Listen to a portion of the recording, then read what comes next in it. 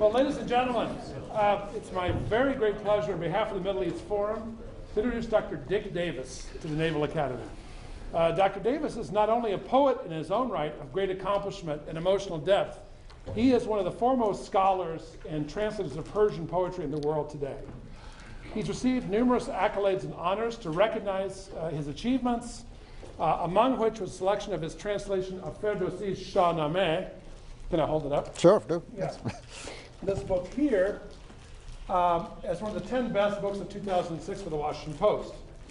His works have been highly praised for exhibiting both technical expertise and broad sympathy, reflecting his remarkable ability to enter into distant cultural contexts of literature, both intellectually and emotionally.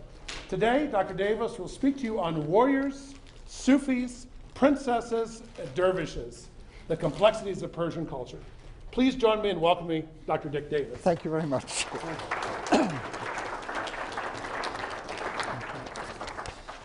Well, thank you for that very nice introduction. I've been told that as I speak, my voice tends to get quieter and quieter. So if you can't hear me at the back, please just indicate, and I'll raise my voice again. This is quite a large space for me to fill. I mean, in terms of my voice. I'm going to talk about the complexities of Persian culture and how they are reflected in the literature. Persian is one of those cultures which places an enormous amount of importance on its literature. Its literature is really central to its identity in the way it thinks of itself, in the way that very few other cultures are. And therefore, people often look at the literature in order to try and understand the culture. Now, literature is not really a mirror of a culture. Often a literature is a fantasy of what the culture could be rather than what the culture actually is. Often the literature is a kind of nostalgic evocation of feelings about what the culture might have been rather than what the culture actually is. But what one can glean from a literature often is two things. One is the literature's core beliefs, both about itself, that is what our nation is, what our people is, what our culture is, but also the way the world is, the way the world works. And we tend to think, especially when we're young, we tend to think that everybody knows how the world works, or everybody is equally ignorant about how the world works, and we all sort of work with the same data, as it were. But this isn't the case. If you live in other cultures or if you study other cultures, you very quickly realize that people have different narratives to themselves about the way the world works.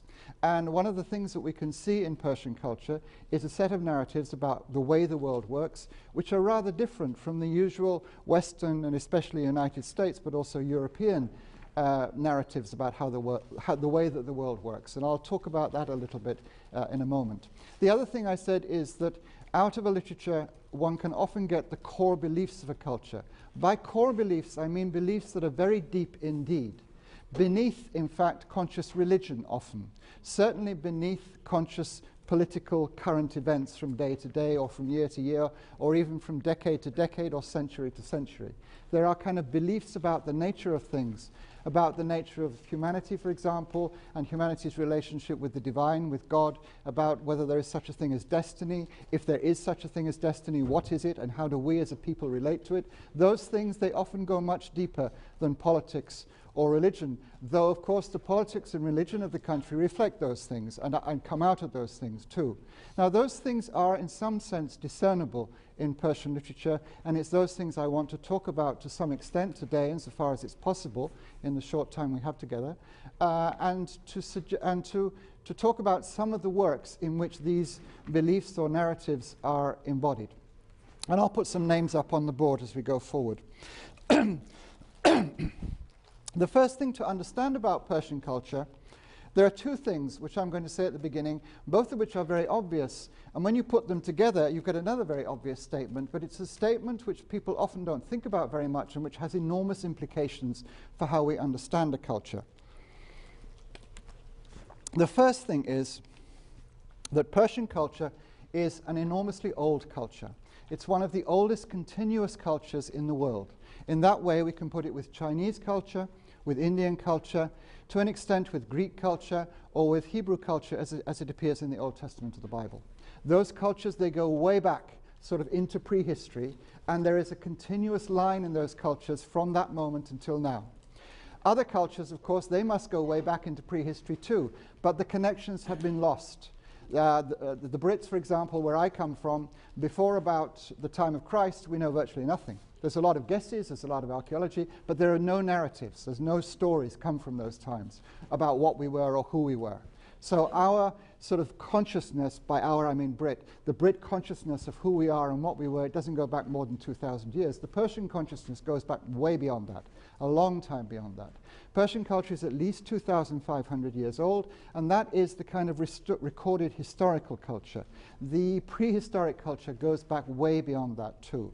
And in this way, as I say, it's comparable to India and China, the other two great cultures of Asia. So it's an extremely old culture. Now, coupled with that, though this isn't the second, I said I was going to say two obvious things. This is still part of that first one. Coupled with that is the fact that old cultures go through many changes. Now, here is the second thing I wanted to say. That's obviously that's very obvious, but I wanted to put it with that first one. That Persia is a very old culture. Old cultures are very complicated cultures.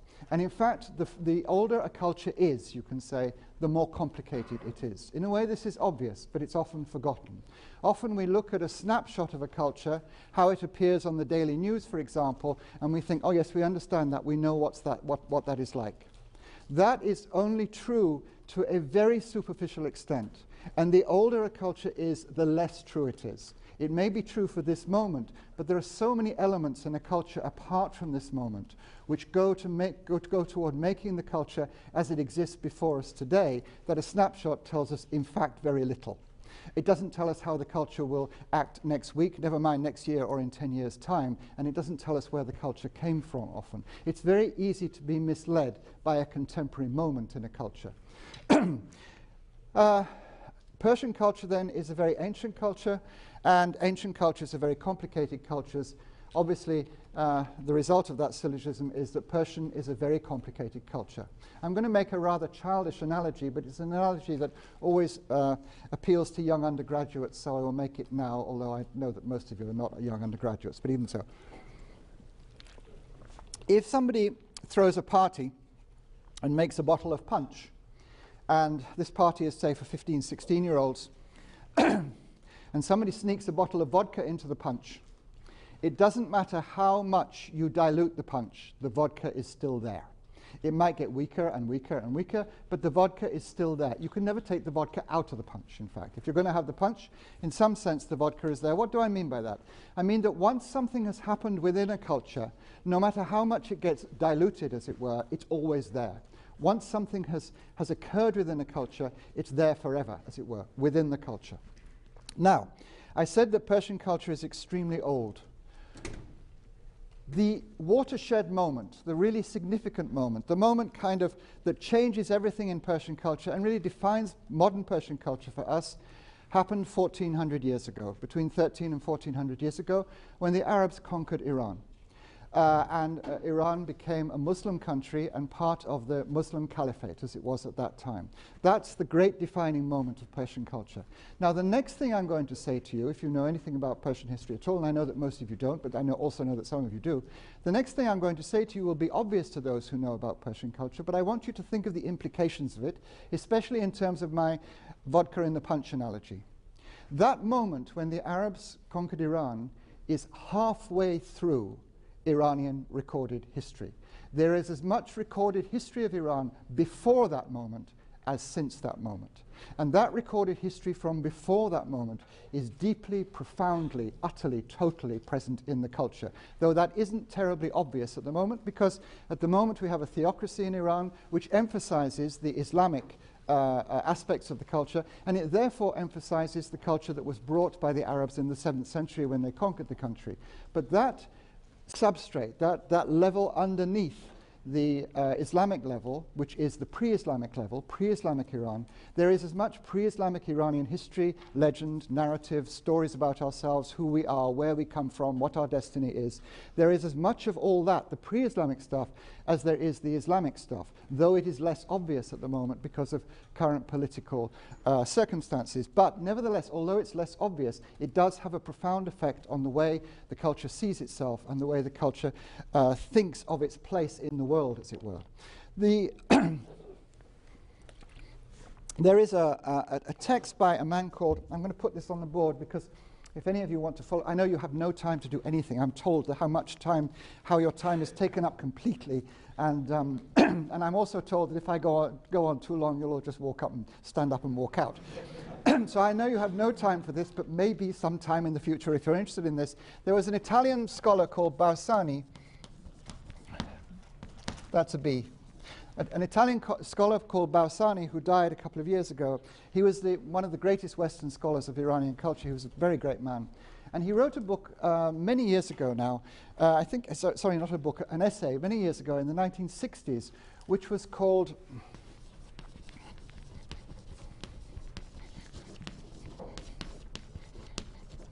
Muhammad or Darius. Darius is the name, I think we all know who Muhammad was, the founder of Islam. Darius is the name, some of you will know this, some of you probably won't. Darius is the name of one of the ancient Persian kings, one of these pre-Islamic kings, the kings who ruled Iran before it became an Islamic country. Now, what he's saying in this essay, is the essence of Persian culture Islam, or is the essence of Persian culture pre-Islamic Iran? Which of them is the, quotation marks, real Iran? Now, he wrote this at a time before the Islamic Revolution, when the Shah of Iran, whom you may have heard of, and he was the person who was got rid of by the Islamic Revolution, when the Shah of Iran was ruling Iran and very much putting forward a theory of Iranian identity which emphasized the pre-Islamic and played down the Islamic. Since the Islamic Revolution, we've had the opposite, of course. That is, it emphasizes the Islamic and plays down the pre-Islamic. But what Barzani was saying is that both these are important for the identity of Iran, that you cannot choose between the two. And in fact, to choose between the two is to simplify and therefore misunderstand. It's a very good essay, and I completely agree with its conclusions. You cannot understand Iran without pre-Islamic Iran, and you certainly cannot understand Iran without Islamic Iran. They are both absolutely necessary. Now, I said that I can see I'm going to run over time, but I'll try not to. I said that this pre-Islamic Iran is half of Iranian history, as it were, and therefore half of Iranian culture, although a lot of it has sort of gone into the shadows and gone underground. The book which celebrates all this is the book which was held up to you a moment ago, the Shahnameh, which was written by Ferdowsi at the end of the 10th and the beginning of the 11th century. It was finished in 1010. The poet Ferdowsi actually gives us the date on which he finishes, and it translates in the Western calendar to 1010. And he says that he took 30 years to write the poem, and there's no reason to doubt him. It's over 1,000 pages long. It took him 30 years to write it, and so he started it probably around 980. Now, Ferdowsi's poem tells the history of Iran from the creation of the world. It goes right back to the creation of the world, and it stops at the Arab conquest. It doesn't go up to his own time. The Arab conquest happens in the 7th century. And Ferdowsi finishes his poem in the 11th century, so he's writing 4 centuries later. But Ferdowsi stops his poem with the Arab conquest because then everything changes. Ferdowsi's poem, the Shahnameh, is a celebration of pre-Islamic Iran. It's a celebration of Islam as it was before the Muslims came to Iran. And most of the narratives about Iran that have survived into Iranian culture and become embedded at a deeply popular strata of Iranian culture, they are from the Shahnameh. They're taken from the Shahnameh. The Shahnameh is a mixture of mythology at the very beginning, of legend. That is, it's in the legendary part is somewhat like the poems of Homer, the Iliad and the Odyssey, if you know them. It's also somewhat like the Indian epics, the Mahabharata and the Ramayana, but the Homeric analogy is an easier one for most Westerners. So there's the mythological part, which is like parts of the Bible. It's about the creation of the world and the creation of man and the appearance of the arts of civilization and where evil comes from and all those kinds of things. There's a legendary part, which is about heroes and the gods interfering in the world and the heroes fighting and so on and so forth. And then at the end we have the historical part, which leads up to approaching within 4 centuries of Ferdowsi's own time, which is the history more or less of Iran, more or less after the time of Christ, which is more or less historical in the poem, but very romanticized, because it's poetry, not history, although there's a lot of history in the poetry. Now, one of the things that we find in the Shahnameh, which is the name of Ferdowsi's poem, one of the things we find in the Shahnameh, and also in history, is that Iran had and was the center of an enormous empire. This is historically the case. It was the center of a great empire. In fact, the German philosopher and historian and philosopher of history, Hegel, he said Iran was the first world empire. That it was the first imperial power that sought, in fact, to control the whole world. It didn't do so, but it sought to do so. It controlled an awful lot of the world. It controlled all of Western Asia for a long time, for many centuries. And in fact, there is a slight hiccup with Alexander the Great in the 4th century BC, who conquers Iran. But Alexander's conquest, it's like throwing a stone into a river. It makes a great splash, and then 5 minutes later, everything's closed over. That's what happened with Alexander's conquest. Within 70 years, Iran was again ruled by Iranians and not by Greeks who are the descendants of Alexander's generals who ruled Iran immediately after the conquest. So with that slight hiccup, the Iranians had an empire for getting on for 1,000 years, in fact, from about 500 BC to about 500 AD, with that hiccup in the middle. Later than 500 AD, in fact. So there is a sense of Iran as an imperial power, as an extremely important power. Now, what happens in Ferdowsi at the end is that the Arabs come and the Iranian empire is destroyed once and for all. It's gone. So the end of the Shahnameh, it's written from the Iranian point of view, obviously, is tragic. We had this great empire and we've lost it. It's gone. It's a tragedy. And a lot of the Shahnameh has a very elegiac feel to it. I'm going to read a bit of the Shahnameh. It's not from the very end, but it's close to the very end. And it encapsulates something of that sense of elegy that a great empire has gone and mourning for it. That mourning for the sense of that past glory. This is a musician whose king has been deposed, and he sings a lament to his king as his king is dying. His king is called Khosrow. In it, he mentions Sasan. Sasan was the name of the dynasty that was ruling Iran. Khosrow was the last of this. He wasn't the very last of the Sasanians, though the singer says he was. And also Khosrow was betrayed by his own son. That's in the elegy too. Okay, I won't read all of it, but I want to give you a sense of this elegiac feeling for the past. For glory, we were a glorious country. Now you can, in that sentence, you can emphasize we were a glorious country, or you can emphasize the glory. We were a glorious country, don't forget it. So that sense of it was wonderful, but it isn't anymore. That sense is very, very strong in all of Persian literature. It goes through the whole of Persian literature. Most literatures concentrate on what we are now. Persian literature tends to concentrate on what we were. Even when it's Islamic literature, it concentrates on what has happened, not what is happening. It's a literature which is deeply nostalgic for the past. Okay, I'm going to read a bit of this elegy. This is my translation of it. O great Khosrow, great in your majesty, in warlike pride and magnanimity. Where is that greatness now, your high renown, your glory and your throne and royal crown? Where is your chivalry, your power, my king, who sheltered all the world beneath your wing? Where are your wives now, your musicians, all the nobles once who thronged your audience hall? Where are your valiant warriors and your priests? Where are your hunting parties and your feasts? Where is that warlike mien, and where are those great armies that destroyed our country's foes? Where is your armor, wondrous to behold, studded with jewels, fashioned from shining gold. Where is Shabdiz, your fiery stallion, who galloped with such impatience under you? And so he goes on. I won't read the whole thing, but I want to read a bit where he prophesies what's going to happen to Iran. And this part of the poem is very famous, and it's very often repeated in Iranian politics when a politician wants to say to another politician, you are ruining the country. They quote this bit. He says, count Persia as a ruin. Persia and Iran are the same place. We needn't go into the complexities of that. Count Persia as a ruin, as the lair of lions and leopards. Look now and despair. You were the best of Sasan's line. He's talking to this guy, Khosrow, who's dying. No one will ever reign again as you have done. And as your seed degenerates, this land degenerates beneath an alien hand. Notice that, an alien hand, a foreign hand.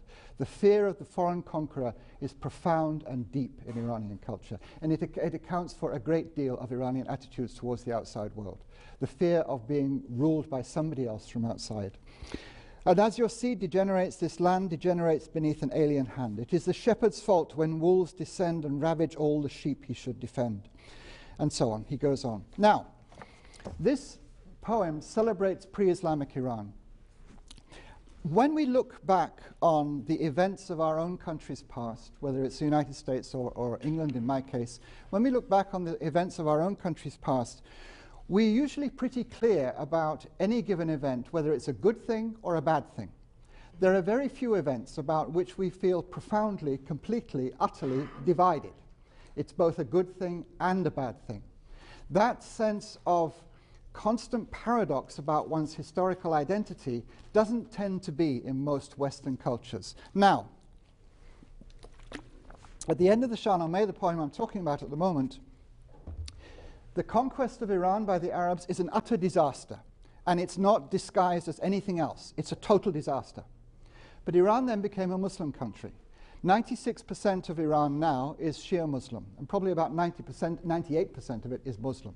There are tiny minorities of other religions. Baha'is, many Baha'is have left because of persecution, Jews, ditto, some Christians, and so forth.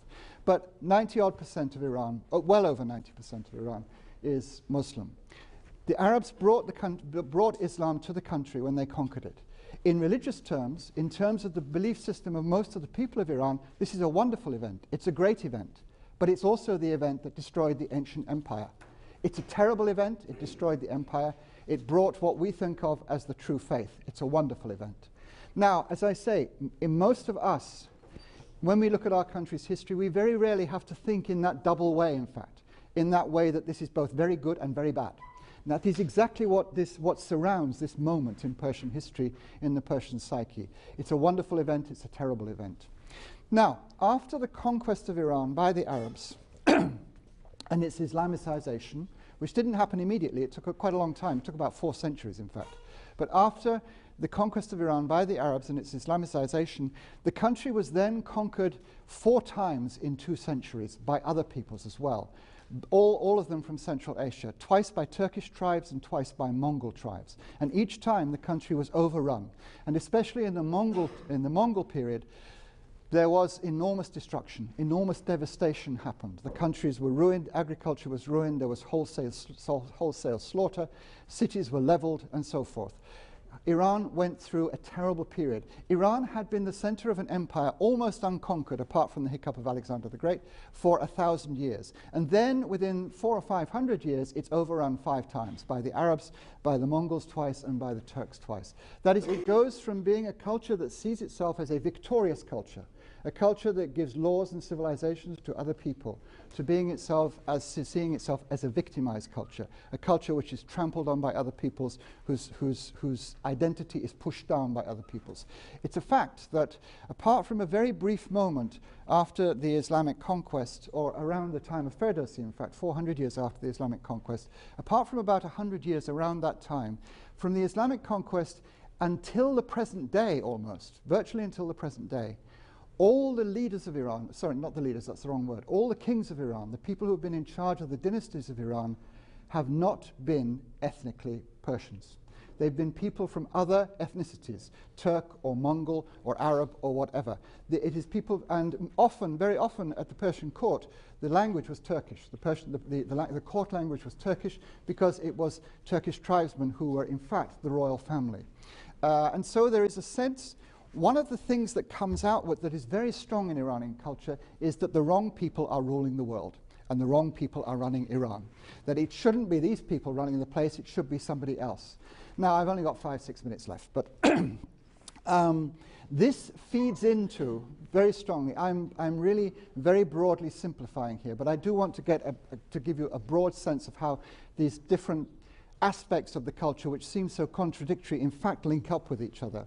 This sense that the wrong people are ruling the world feeds into the particular Iranian brand of Islam, which, as I'm sure you all know, is Shiism. The majority of Muslims are Sunnis. The Persians are almost all Shia. Now, at the core of Shiism is the sense that when the Prophet Muhammad died, the caliphate, the empire, quotation marks, which he had founded, the leadership of the empire was usurped by the wrong people. The wrong people took over. Does that mean I have to do anything? The wrong people took over.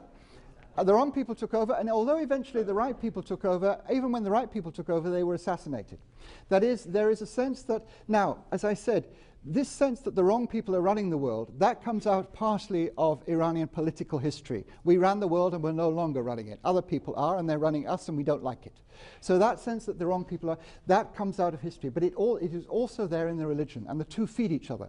The historical sense that the right people lost, and the religious sense that the right people lost. Those two feed each other. And the historical and the religious come together in Iranian culture in that way. There is a great deal of Iranian poetry and prose as well, but most of the early, which is the great period of Persian culture, is literature, is verse, it's poetry. There's a great deal of Iranian poetry which laments the state of things. It tends to be a literature which is very given to seeing the world as being in the wrong hands and seeing happiness, peace, prosperity as being almost unattainable, in the hands of others but not in our hands. A sense of longing for, and one of the things that goes right through Persian poetry, this might surprise you given if you know much about the present history of Iran, but it is still explicable in historical cultural terms. One of the things that goes right through Persian poetry is the longing for justice. Now, when a literature very often emphasizes in its works what it doesn't have. It's been remarked by many people, this isn't an original insight by mine, that the most passionate love stories come out of cultures where love between young unmarried people is severely prohibited and is very difficult to achieve, in fact. When it's easy to fall in love with somebody from the other sex and go off and have dates and so on and so forth, that doesn't produce great love stories. Great love stories come out of the overcoming of immense difficulties. That it's because your family tells you have to marry this person, and the other person's family says you have to marry that person, and the lovers get together anyway, and the point of the story is the immense difficulty of getting together. There are a lot of love stories like that in Persian, but that's not the point I'm making. The point I'm making is that love stories come out of the sense of it's very hard to have a successful love affair in our culture. The desire for justice comes out of the sense of our culture is fundamentally unjust. There is a fundamental sense of injustice within this culture. And the desire for justice, it feeds through the poetry. And it feeds through other forms of the literature too, but especially in the poetry. A great deal of the poetry, it's either saying, as I said, the wrong people are ruling, or it's saying it's best to keep your head down and stay out of the way of kings and courts and the powerful, because if you go near them, you will suffer and they will destroy you. So live a private life, withdraw from life. I'm going to talk about one more aspect of Persian culture, and then I'm going to open it for questions, and I hope there are questions, but if there aren't, I'll just keep talking. The one more aspect I'm going to talk about Persian culture is this. This desire for justice, this sense that the world is in the hands of the wrong people, this sense that the people who rule us, they're not really us at all. They come from somewhere else, they speak a different language, we have to pay them taxes, but we don't like them. That's that sense which is pervasive in the kind of political discourse of the country. As a subtext, It's not often on the surface because the texts themselves are written by people at the courts and they praise the kings, but you can feel it underneath. It's everywhere underneath. And I said that one of the sort of bits of advice that comes out of the poetry is that one should stay away from courts, one should stay away from kings, one should stay away from power, one should live quietly, humbly, anonymously, as far away from power as possible, and that's the only way you're going to have any peace in life if you do that. So it's a kind of feeling that if you get close to power, you get really burned. So don't get close to power. Persian literature tells you over and over and over that again, tells you that over and over again. Connected with that is a particular kind of literature which I think most people think of as, in the West who know anything about Persian literature, they think of it as essential Persian literature, which is Sufi literature. What does Sufi literature do? Sufism is the mysticism of Islam. It's the love of God, it's the approach of God, it's the desire, the intense desire to purify the soul and become close to God. Iran became a profoundly religious country after the Muslim takeover, but the Islamic orthodoxy, as it were, did not feed, as it were, the hearts of the whole population, partly because Islamic orthodoxy was seen as authority, and for the reasons I've just been saying, authority is viewed profoundly suspiciously in Persian culture. Sufism says, the hell with all that. What matters is not the outward observance of Islamic rules. What matters even is not, finally, the nature of your belief, whether you're a Muslim or a Christian or a Jew or a Hindu or whatever. What matters is the love of God in your heart. Now again, it's withdrawing from the outer world and going into the inner world. It's like the advice that says, go and live in a quiet village far away from the kings. Go into your heart and stay away from the mosques and the kind of elaborate Islamic rituals and live privately in a relationship with God. Another reason that feeds is another thing which very strongly feeds the flowering of Sufi literature in Iran, which is very strong. There's an awful lot of it, particularly in the 13th and 14th and 15th centuries. Another thing which feeds the flowering of Sufi literature is that day-to-day life was so difficult. So if the world is so awful, there must be something else. There must be another world. There must be a reward after death. There must be a kindness somewhere which we don't see in the public world, where we're beaten down and have to pay too much taxes and are ruled by people we don't like and so on and so forth. So people retreat to a kind of private spiritual religion based on love.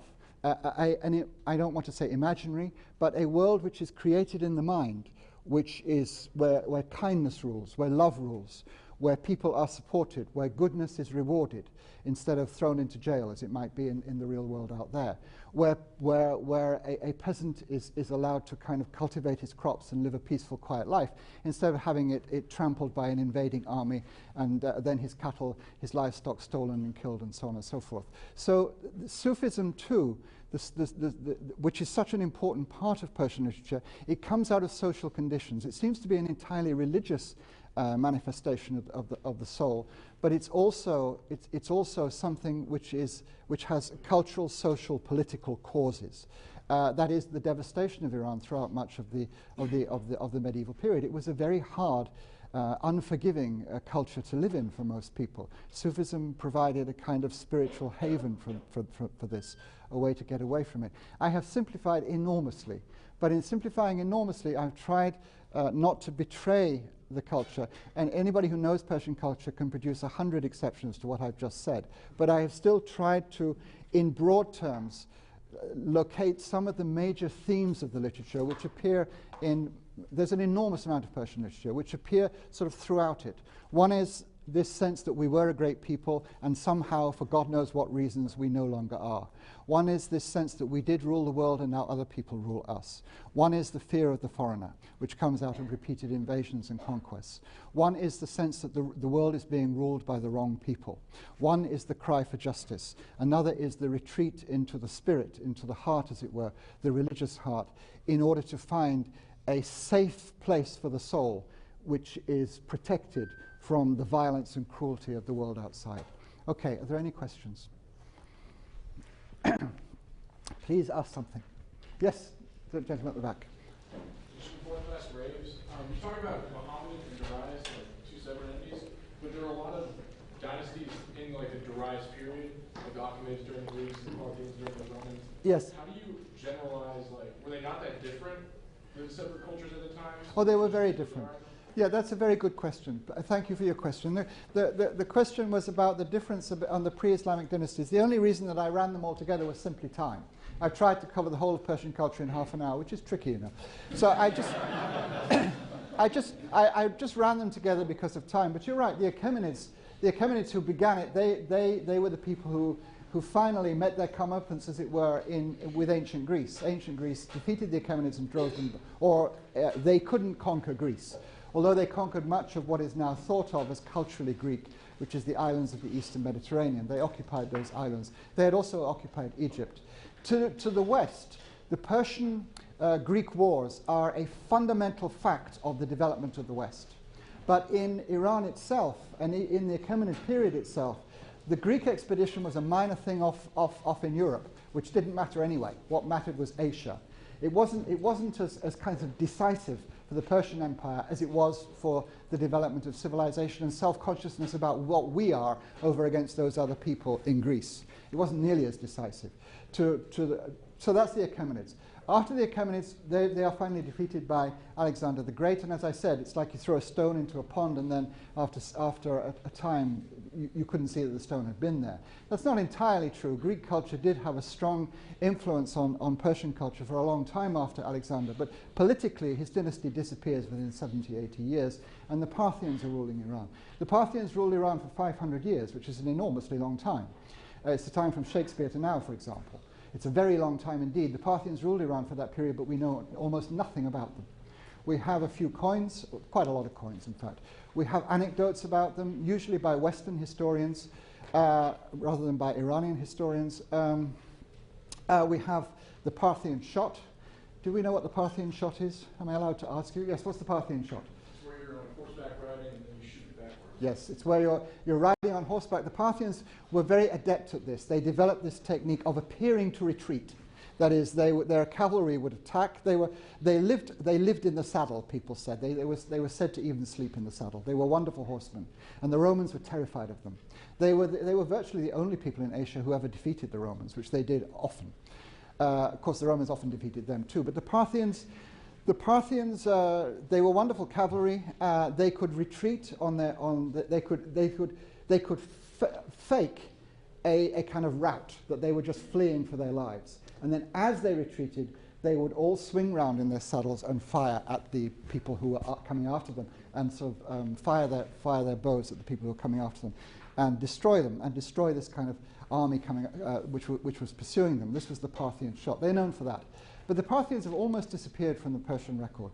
The reason is that the people who followed them were the Sasanians. And the Sasanians hated the Parthians. We don't know why. They came from different parts of Iran. The Parthians came from the northeast. The Sasanians came from the southern central area, which is where the Achaemenids had come from. The Sasanians hated the Parthians, and they just obliterated all trace of them as far as they could from the record. And so most of what we know about the Parthians, we know from Western writers writing about the Parthians rather than from Iranian records itself. The Sasanians were the dynasty that were conquered by the Arabs. The Sasanians tried consciously to revive the Achaemenid Empire. They came from the same area as the Achaemenids, the people who had fought the Greeks. The monuments of Achaemenid civilization were still lying there in the desert. Persepolis was still there. And they tried to be new Achaemenids, in fact. But they were very different. They were much more centralized, much more militaristic. They were much... They imposed, or they tried to impose, one religion on the country, which the Achaemenids, as far as we know, never did, which was Zoroastrianism, the religion that was replaced by the Arabs when they brought Islam to the country. But yes, you're quite right. And the Parthians seem, as far as we know, it's terribly difficult because, as I say, most trace of them has been destroyed. The Parthians seem to have been an extremely attractive civilization. Most of the really beautiful ancient pre-Islamic stories in Persian culture, they come from the Parthian era. The beautiful love stories come from the Parthian era. The stories about chivalry and kindness, and the stories that celebrate values that we think of as humane, that we admire. Those stories in pre-Islamic Iran, they seem to be usually Parthian. So the Parthians there's a lovely feel about Parthian culture, even though we know so little about it. Is there any other questions? Yes. I want to just pose a question to bring it to the modern times and Sure. talk about, the question of Persian culture, and I think you've laid out all these points so beautifully. The issue of Iran's nuclear program. Yo. How that what the dimension of it. Uh-huh. In the sense of, has there been any poetry written about it, or is Bah! part of that, is poetry being quoted in that discussion much, or? If there is, I'm not aware of it. We haven't time, but and I'm not an expert on this at all. Really, after 1500, my interest stops. But that's not entirely true because my wife's Iranian. But before 1500 is what I know about, to some extent. But I will say this: the Iranian nuclear program is done, I think, very much vis-à-vis the West. It's done in Western terms, and it's done for the West to see it. Therefore, the Iranian political establishment, it sometimes seems to us incredibly naive, and it sometimes seems to us incredibly sophisticated. And in fact, it is both at the same time, in our terms, that is. They certainly think the same things about us. They are aware that quoting poetry isn't going to get you anywhere with the West. That, quoting Hafez or Ferdowsi or something like this is not going to cut any ice. So in those terms, I don't think there's a lot of poetry connected to this.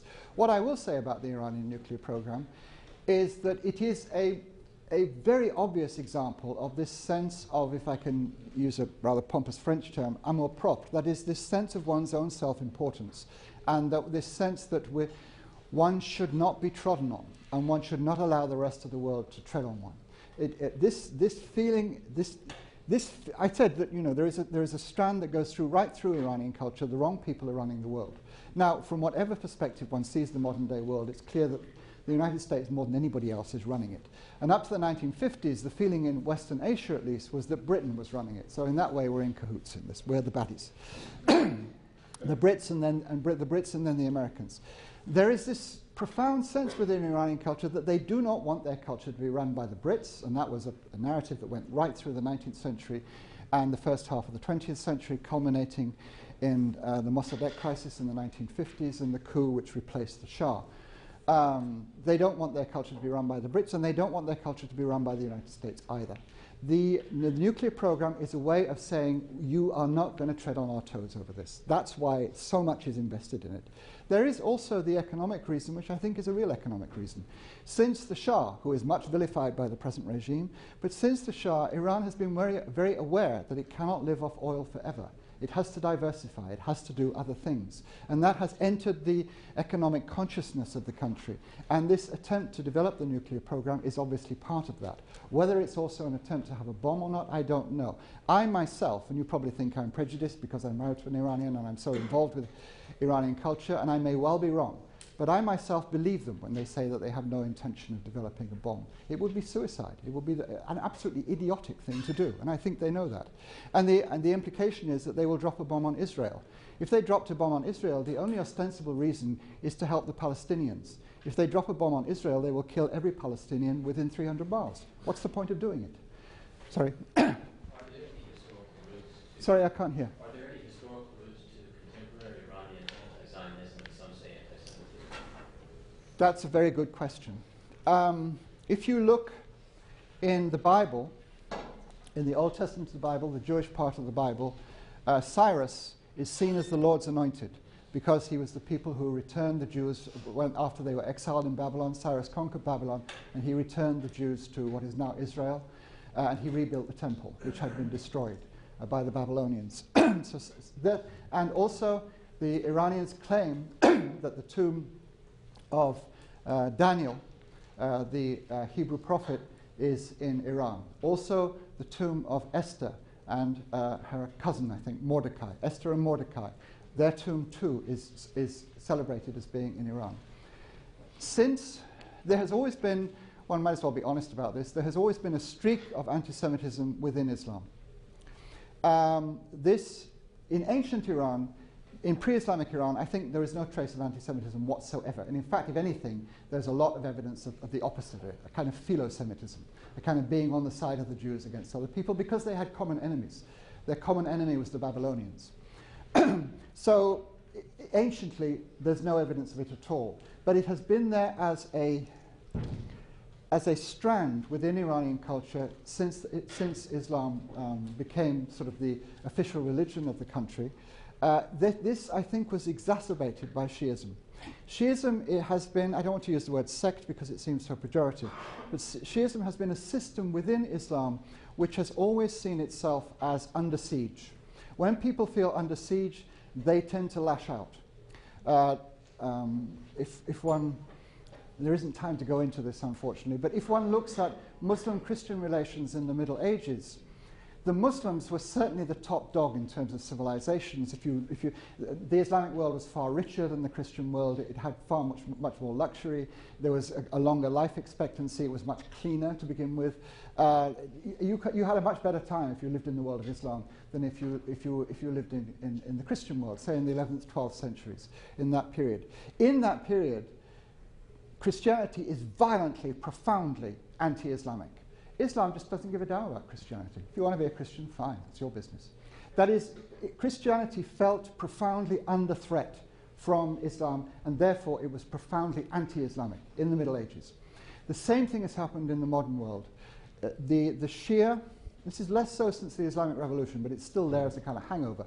The Shia have always thought of themselves as a besieged, battered, under siege community. And therefore they have lashed out against other religions. And the closer religion is to oneself, the more you want to say, they are not us, they're different. This has been the attitude towards Judaism, and it's also been the attitude towards Baha'ism, and to a lesser extent Christianity. It is there, but it's not pre-Islamically there, as it were. Any more? Yes, please. Just curious, who was the target audience for the Shahnameh? Well, this is a very interesting question. There are a lot of legends about this. Whoever the target, well, I think we can say that it's complicated, and I have to be very quick.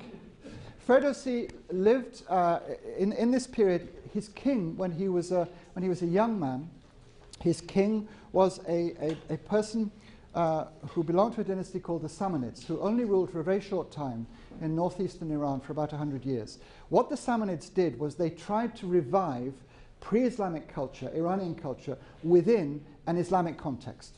That is, for example, and the Samanids did not care what religion you were. The Samanid court was full of people. There were Shia Muslims, there were Sunni Muslims, they themselves were Sunnis, there were Jews, there were Buddhists, there were Christians. Anybody could be at the Samanid court. So they weren't specifically very, very Islamic, though they were Muslims.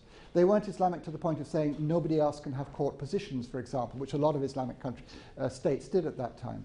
But they tried to revive pre-Islamic Iranian traditions. And one of the things they tried to revive was this sense of Iranian history. And in fact, Ferdowsi was more or less quotation marks. It's not quite the same process as it would be in the modern world. But he was more or less commissioned to write this, to write this kind of huge act of conservation. As the country becomes more and more Islamic, we are more and more forgetting what we were. Write a huge poem that reminds us what we were, and so we will always know what we were. That's what Ferdowsi does. So originally he writes for the court. And it's certainly written for the court, and we know it was written for the court. Unfortunately for Ferdowsi, halfway through his writing of it, that particular dynasty was destroyed by an invasion from the east, from Afghanistan. These were Turks who had gone down into Afghanistan. The Turks were originally in Central Asia, not in Turkey. They finished up in Turkey, but originally they were in Central Asia. They go down into Afghanistan, and then they move west into Iran, and they conquer the Samanids, who were Ferdowsi's patrons. The new king was not terribly interested in all this, partly because the great enemies in the Shahnameh are the Turks. And he's a Turk, and Ferdowsi is saying, oh, the terrible Turks. And he says, I'm not interested in this poem of yours. So Ferdowsi had a hard time of it, and he complains at the end of his poem. He actually says at the end of his poem, I wasn't paid for this, and I worked 30 years, and God robbed the lot of you.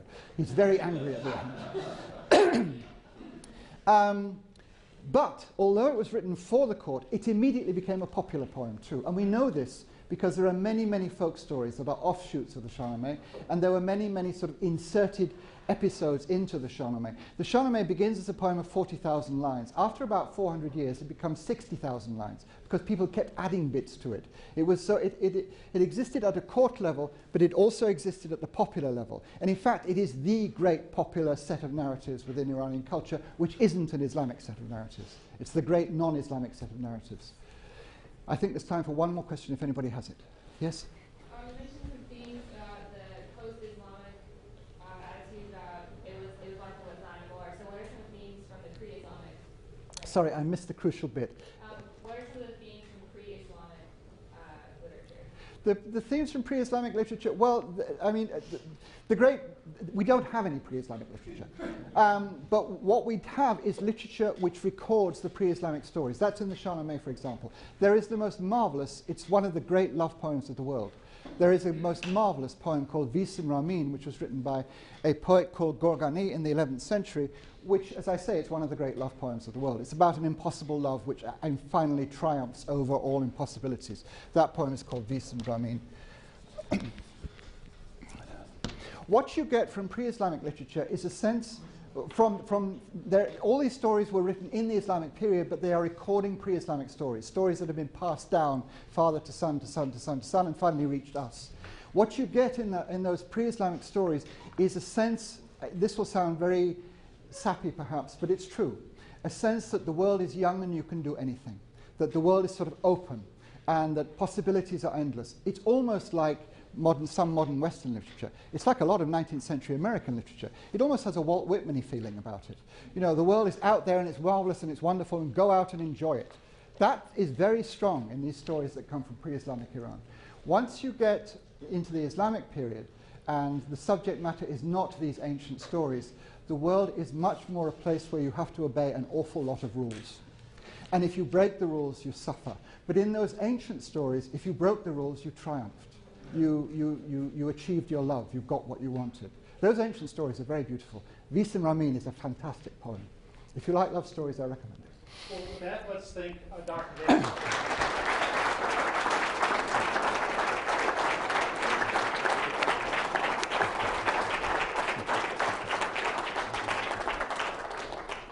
And we can't say that it's the Shahnameh. Oh. But it is the Naval Academy's version. Oh. We'd like to present you with this. Thank you very much. I'm very touched. Thanks for your time. Thank you very much. Thank you.